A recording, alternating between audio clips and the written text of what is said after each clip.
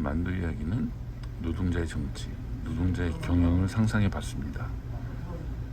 극한 호우가 살피고 간 상처가 무지막지합니다. 나라는 왜 존재하는가? 두고두고 생각하게 되는 요즘입니다.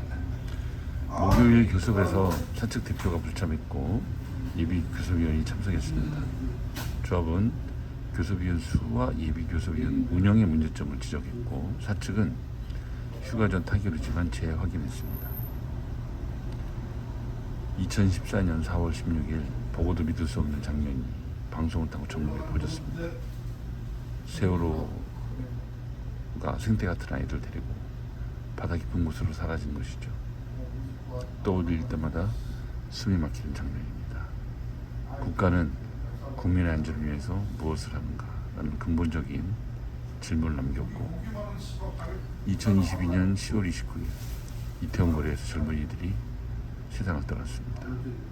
지방에 살면서 자녀를 서울에 보낸 사람들은 안부 전화 받기 바빴죠.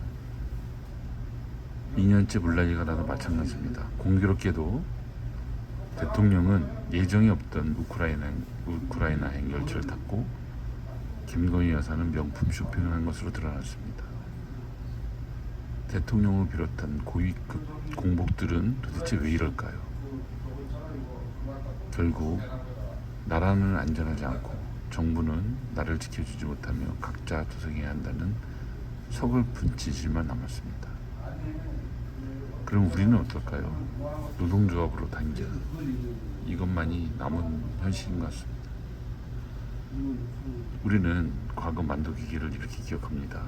청춘과 기업의 과거와 현재를 공유해왔고 그룹 부도 사태로 인한 정리해고는 인정할 수 없다는 마음으로 공공력 침탈에도 불구하고 꿋꿋하게 버텨서 세계 자동차 부품사 50위 안에 드는 기업으로 성장시켰다.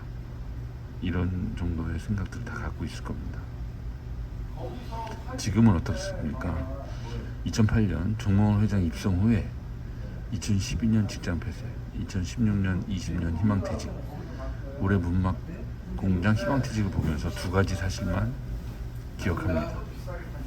하나는 부자는 망해도 3대는 간다.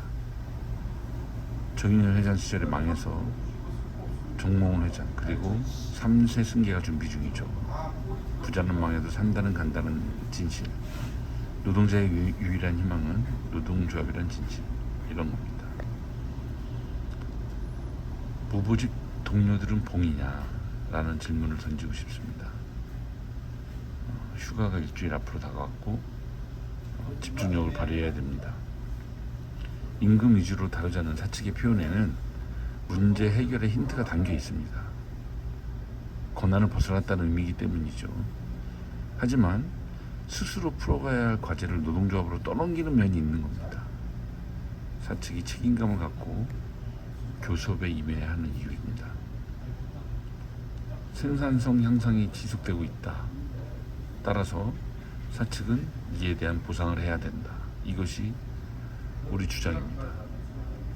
사측이 2016년 작성한 한국노사협력 대상 공적서를 보면 4년 동안 누적 40.8%의 생산성 향상이 되었다는 근거 자료가 나옵니다.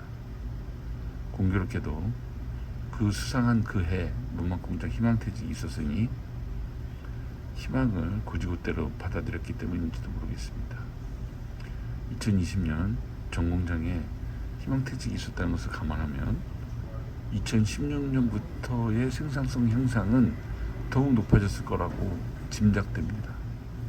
또 사측은 그 생산성 향상을 위해서 원바디, 명품 라인, HPS 등 다양한 활동을 해왔죠. 그에 따라서 체감하는 노동 강도는 더욱 높아졌습니다.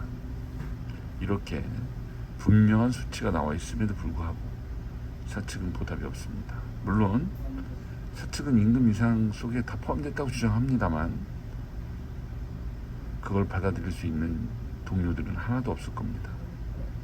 그래서 노동조합의 일방적 주장이 아니라 사측이 직접 작성한 자료를 근거로 우리는 무보직 생산성 향상 수당을 요구하고 사측은 이에 대해서 반드시 입장을 표명해야 될 것입니다.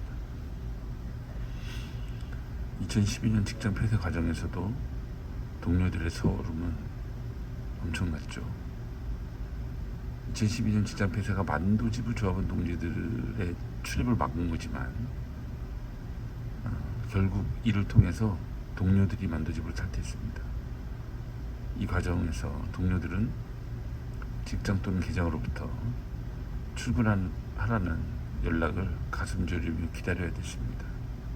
어떤 사람은 출근하고 어떤 사람은 연락 못 받으면 출근을 못하는 상황이었기 때문이죠.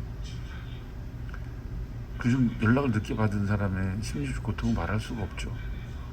경위서나 반성문 비슷한 것을 써야 했던 동료들의 수치심과 모욕감은 씻을 수 없는 상처로 남았을 겁니다.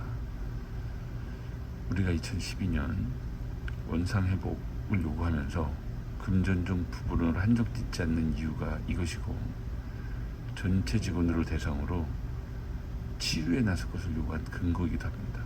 이처럼 무보직 동료들의 노고와 2012년 직장 폐쇄에 따른 심리적 고통을 모른 척하고 갈 것인지 사측이 답해야 합니다. 이상입니다.